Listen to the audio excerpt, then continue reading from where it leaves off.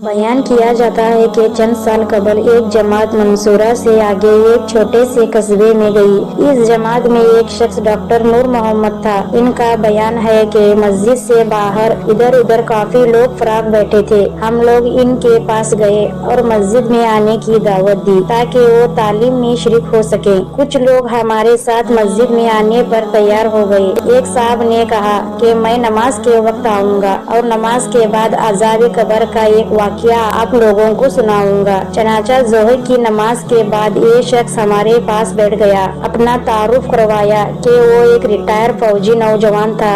اس فوجی کا بیان ہے کہ 1970 کی جنگ میں ایک قبر میں اسلحے کا ایک عارضی ذخیرہ یعنی ایک کیمپ لگایا گیا تھا اور کچھ نوجوانوں کے ساتھ اس فوجی کی ڈیوٹی تھی۔ دن کا وقت تھا اور کوئی خاص کام نہیں تھا، چنانچہ اس نے قبرستان میں گھومنا شروع کر دیا۔ اس کا گزر ایک پرانی قبر کے پاس سے ہوا تو یوں محسوس ہوا کہ جیسے قبر کے اندر سے ہڈیاں ٹوٹنے کی آواز آ رہی ہے۔ اس فوجی جوان نے بتایا کہ میں نے بندوق کے بٹ کے ساتھ قبر کی اینٹیں ہٹائیں تاکہ دیکھے کہ یہ آواز کیسی ہے۔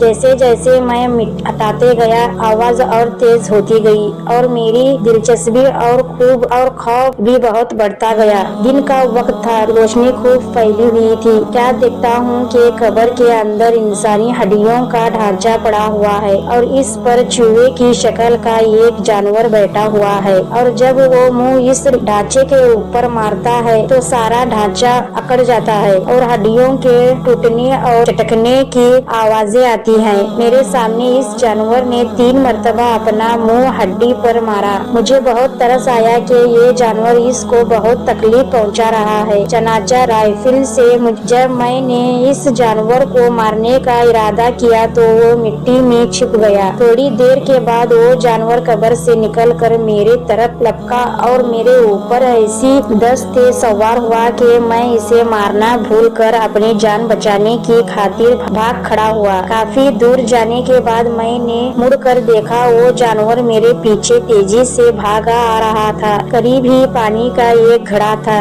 اس جانور سے بچنے کے لیے میں اس جوہڑ یعنی گھڑے میں داخل ہو گیا۔ میں نے پیچھے مڑ کر دیکھا کہ جانور جوڑ کے کنارے پر آ کر رک گیا ہے اور کچھ دیر کے بعد اس نے اپنا منہ پانی میں ڈال دیا۔ ایک دم پانی کھلنے لگا۔ میں بھاگ کر جوڑ سے نکلا۔ میری ٹانگیں جل رہی تھی، بہت جلدی سرخ ہو چکی اور ابلے پڑ چکے تھے۔ درد کی شدت سے میرا چلنا محال ہو گیا تھا۔ میں نے اپنے ساتھی کو آواز دی تو جب میں نے پیچھے مڑ کر دیکھا تو کچھ نہ تھا بلکہ وہ جانور غائب ہو چکا تھا۔ چنانچہ مجھے ایبٹ آباد کے ہسپتال میں داخل کروایا دیا گیا اور پھر وہاں سے راولپنڈی کے بڑے فوجی ہسپتال میں منتقل کر دیا گیا۔ میری ٹانگوں کا گوشت گلنا شروع ہو گیا تھا، ہر وقت بدبودار پیپ اور خون رستا رہتا تھا۔